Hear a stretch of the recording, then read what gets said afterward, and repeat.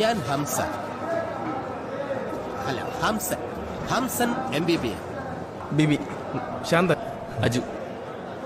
ഷേ, രംഗച്ചേട്ടനെ നമ്മൾ കുറച്ചും കൂടെ നേരത്തെ പരിചയപ്പെടേണ്ടായിരുന്നല്ലേ?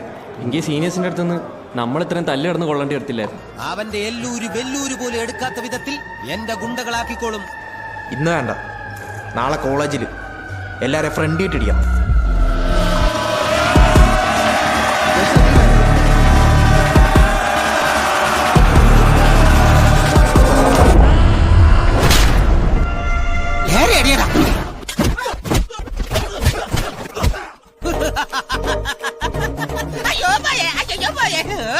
നീ അന്ന് നോവിച്ചു വിട്ടതൊരു പാമ്പിനെയാടാ.